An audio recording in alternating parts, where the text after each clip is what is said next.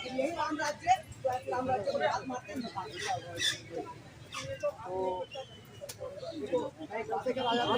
आप थोड़ा टाइट बोलना क्योंकि आपके हमारे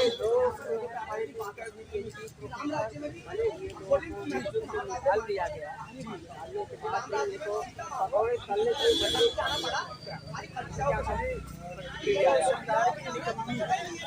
सरकार की इसमें बहुत बड़ा नहीं है, मतलब इनका सपोर्ट करें।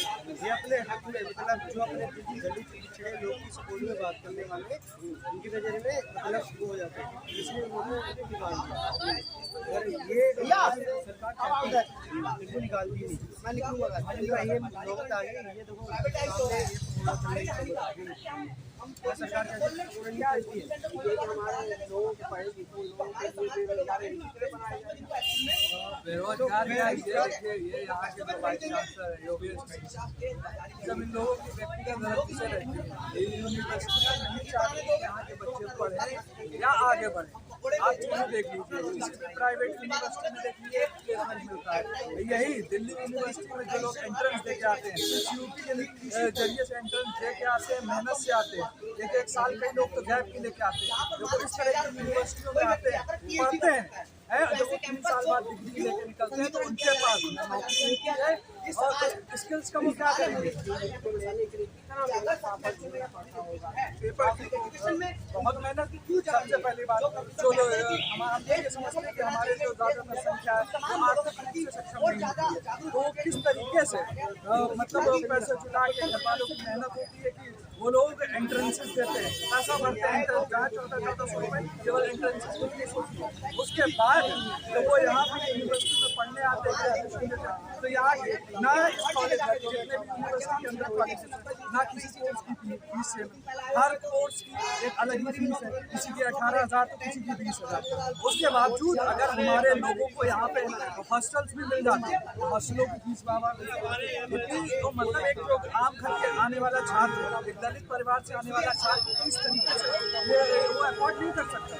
और 3 साल डिग्री लेने के बाद बर्बाद करने के बाद केवल मतलब एक मानसिक दबाव बनता है, घर वालों को पैसा लगा के इतनी मेहनत करने के बाद न प्लेसमेंट होती ना कुछ होती है। तो ये चाहते हैं कि हमारे लोग केवल प्राइवेट यूनिवर्सिटियों में पढ़ें, जैसी लवली प्रोफेशनल जैसी यूनिवर्सिटियों में जाएँ, क्योंकि अब हमारे लोगों के पास पैसा नहीं, वरना वहाँ भी चले जाते हैं। अब ये सरकारी जो लोग मेहनत से आ रहे हैं उनके पास नौकरियाँ नहीं है, तो यही प्राइवेट यूनिवर्सिटी में देखा वो लोग प्लेसमेंट देते हैं। अभी कुछ समय पहले एक हादसा हुआ IIM लखनऊ का, जो कि प्रेस्टीजियस IIM जैसी जगहों को बहुत प्रेस्टीज माना जाता है। इनसे बड़ा कॉमर्स में कोई भी नहीं होता इंडिया के अंदर, IIM से आगे कोई नहीं।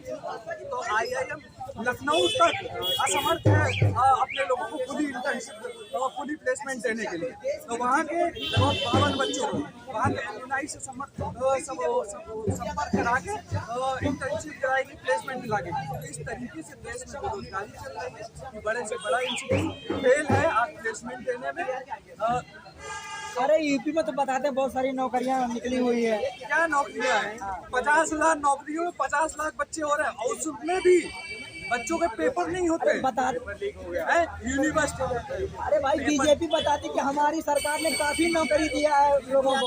कोई नौकरियां नहीं दी है। अब जिसकी अंदर साठगांठ होगी नौकरी उसी को मिलेगी। आप चाहे PhD कर ले, अच्छा, चाहे आप IIT से पास आउट हो, चाहे आप IIM से पास आउट हो। अच्छा, अब देश में केवल हमारे पास एक रास्ता और बचा है कि हम 2024 में या तो खुद का ठेला खोल सकते हैं, खुद का बिजनेस खोले। और हमें तो लग रहा है उसमें भी कि अब हमारे लोगों के पास इतना पैसा भी कहाँ होगा हम ठेला खरीद के लगाए। इतना PhD करने के बाद में हमें ठेला लगाना पड़ेगा पकौड़े के लिए। यही आज यही सच्चाई है कि इतनी मेहनत से जब एक बच्चा एक छोटे छोटे परिवारों से बच्चे आते हैं दिल्ली यूनिवर्सिटी जैसे, इलाहाबाद यूनिवर्सिटी जैसे सेंट्रल यूनिवर्सिटी में पढ़ने आते हैं, मेहनत से एंट्रेंस क्रैश करके आते हैं, वो लड़का कम से कम 7 साल देता है मास्टर्स तक। मास्टर्स के बाद जब वो एंट्रेंस देता है इसी यूनिवर्सिटी में PhD के लिए, उस PhD करने के बाद कई सालों की मेहनत के बाद जो भी उसका ये निष्कर्ष निकलता है कि ना नौकरी तो मिलती है। बहुजन समाज को नौकरी कैसे मिल सकता है, क्या रास्ता है? अब तो नौकरी का अब तो यही है कि खुद अपना ठेला खोल लें, यही नौकरी बचेगी। नहीं तो ऐसा भी हो सकता है कि बहुजन समाज में कोई ऐसा मतलब राजा बनाया जाए कि हमें जो देखे अच्छी तरीके से, जिस तरीके से बाबा साहब ने हमारे समाज को देखा था। जब तक हमारे लोगों को सिस्टम में नहीं आएगा, क्योंकि आज भी देखो ऐसा नहीं है कि सरकार हम लोगों की नहीं, समय भी था। अब आज भी ऐसा नहीं है कि किसी कॉलेज में SC/ST चल रहा हो, वो भी है, SC/ST कमेटी भी है, उसके बावजूद भी आज भी हमारे लोग जातिवाद का शिकार हो रहे हैं। इस तरह की यूनिवर्सिटियों में कहीं ना कहीं अपने आप को ओपन करना, मतलब ये अपनी आइडेंटिटी के हम अम्बेडकरवादी हैं और हमारी एक विचारधारा है। जातवादी मतलब पहले से तो जातवादी चल रहा था ना, कोई आज थोड़ी ना। आज एक तरीका बदल गया। पहले वो गांव के शहरों में दिखता था, आज वो बड़ी बड़ी यूनिवर्सिटी अभी अलग तरीके से। अभी यहाँ रामपुर में जो है अम्बेडकर साहब का बोर्ड लगाने की वजह से वहाँ पर एक बच्चे की मौत हो जाती है, तो उस पर क्या कैसे नजर से उसको देखते हैं आप? ये तो हमारी जो लोग, ये हम अपने समाज, हम तो ये सोचिए ये पुलिस प्रशासन का फेलियर है कि आज 2024 में कि आज हम लोग पढ़ने लिखने के बावजूद, इतना मेहनत करने के बावजूद भी एक अम्बेडकर का एक बैनर नहीं लगा सकते, पोस्टर नहीं लगा सकते। तो ये हमारी जुडिशरी की फेलियर है। ये बहुत से हमारे साथ तो अत्याचार ही होता है, चाहे वो यूनिवर्सिटियों में हो, चाहे गाँव में हो, चाहे शहरों में। आज भी 100 में से 90% किसी भी आप कंपेयर कर लीजिए, किसी भी डाटा में देख लीजिए, और 100 में से 90% जो अत्याचार के मामले मिलेंगे वो बहुजनों के मिलेंगे, SC/ST के मिलेंगे। हर जगह सिस्टम क्या, दरअसल ये लोग होते हैं अपने ही लोगों को RSS जैसी जो शाखाएं लगाते हैं। इसी यूनिवर्सिटी में अगर हम प्रोटेस्ट करेंगे तो यहाँ धारा 144 लागू होता है। तो इसी जगह पे जब ये RSS के संगी लोग यहाँ पे शाखा लगाएंगे तो उनके लिए कोई धारा नहीं लगेगी। संविधान के खिलाफ है। हाँ, संविधान के खिलाफ है। ये सिस्टम ही तो है जो उनको समर्थन देता है। यही जो SP है, यहाँ की DIG है, ये पुलिस प्रशासन है, ये ऐसे ही लोगों को तो समर्थन देते हैं। अब इसमें कोई भी नहीं कह सकता कि ये लोग सिस्टम में बैठे हुए लोग हैं। इनका वाइस चांसलर देखो, इनका DM देखो, इनका SP देखो, इनका। अब तो यही है, जब तक हमारे लोग सिस्टम में नहीं आएंगे, DM नहीं बनेंगे, UPSC नहीं क्लियर करेंगे, असिस्टेंट प्रोफेसर नहीं बनेंगे, इन जगहों को जब तक हमारे लोग नहीं भरेंगे, जो हमारी SC/ST की बैकलॉग, OBC की बैकलॉग है, जब तक ये हमारे लोगों से नहीं भरेगी तब तक हमारा प्रतिनिधित्व नहीं हो सकता। अब जैसा कि 2024 में चुनाव, तो हम यही चाहेंगे कि हमारे लोगों को मौका दिया जाए। हमारे लोग जब सिस्टम में होंगे तब हमारा प्रतिनिधित्व होगा, तब हमारा रिप्रेजेंटेशन होगा। और जब तक हमारा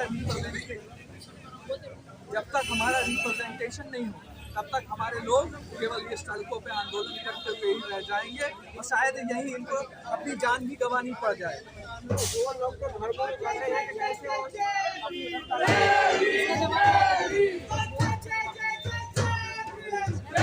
धर्मों की बात, पहले तो धर्मों के लिए जो आपने बात कही कि धर्मों के फंसे हुए हैं, तो आप जैसे लोगों ने ही फंसा रखे, क्योंकि बंदे तो आ जाते हैं घर से बाहर, बीवियाँ रह जाती है घर पे, बच्चे उनके पास बिछाने चले जाते हैं, क्योंकि जो मेन ट्यूशन देने वाली माँ होती है उसके साथ बच्चा 24 घंटे में भी सिर्फ 1 घंटा बाप के साथ रहता है, वरना 23 घंटे माँ के साथ रहता है। तो अंधविश्वास में से निकलेंगे कैसे, ये बताओ आप।